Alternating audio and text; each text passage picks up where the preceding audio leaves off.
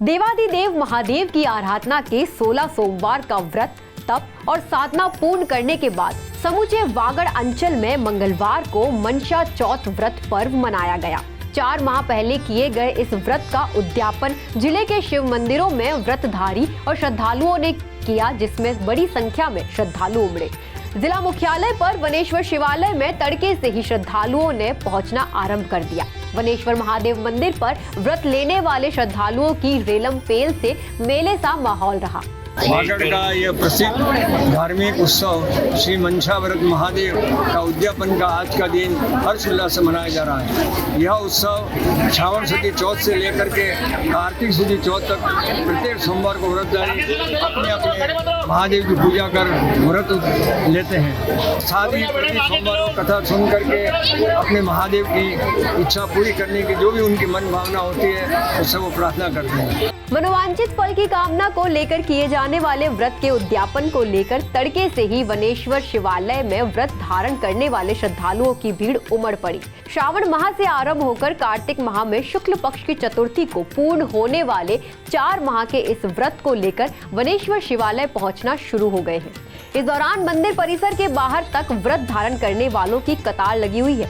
समूचा वातावरण मेले सा नजर आया। व्रतधारियों ने मंदिर परिसर में भगवान शिव को साक्षी मानकर 4 गांठों वाले धागे की गांठों को खोलकर सीधा किया।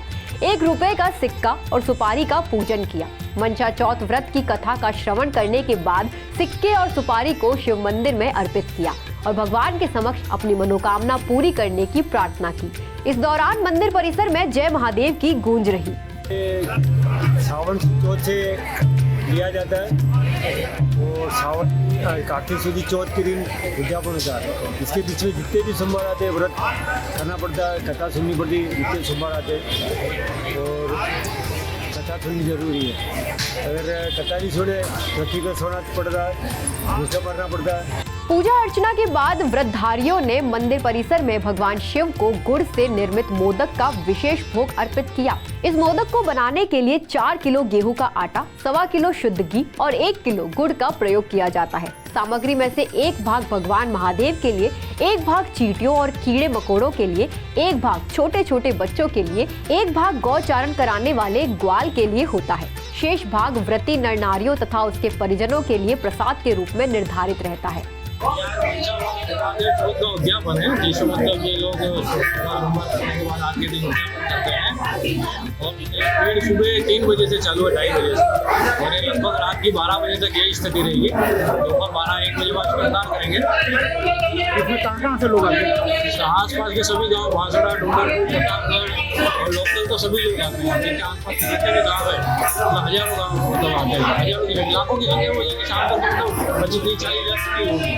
वनेश्वर शिवालय परिसर में सुबह से लेकर दोपहर तक जहां मंदिर में पूजन अर्चन और कथा श्रवण का वातावरण बना रहा, वहीं दोपहर बाद श्रद्धालुओं ने परिजनों के साथ पहुंचकर मंदिर परिसर में ही खुले स्थान पर प्रसाद बनाया और रिश्तेदार और परिचितों के साथ इसे ग्रहण किया। विशिष्ट बात ये है कि मनसा चौथ व्रत के दिन बनाए जाने वाले मोदक को अगले दिन के लिए नहीं रखा जाता है। प्रसाद ग्रहण करने के बाद भी यदि मोदक शेष रह जाते हैं तो वो अपने रिश्तेदारों, आस पड़ोस के लोगों और मंदिर पहुंचने वाले अन्य श्रद्धालुओं को वितरित कर दिए जाते हैं। मनसा चौथ व्रत की एक विशेषता ये भी है कि इस व्रत का व्रतधारी 4 वर्ष से लेकर 12 वर्ष की अवधि तक के लिए संकल्प करते हैं। मनोकामना पूर्ति के बाद इसका विधि विधान से उद्यापन करते हैं। राजस्थान फर्स्ट के लिए मृदुल पुरोहित की रिपोर्ट। इस तरह की और वीडियो देखने के लिए हमारे YouTube चैनल को सब्सक्राइब करें और बेल आइकन को दबाना ना भूलें। यदि आप हमारा वीडियो Facebook पर देख रहे हैं तो पेज को लाइक और फॉलो जरूर करें। हमारे अन्य सोशल मीडिया पेजेस से भी जुड़ें।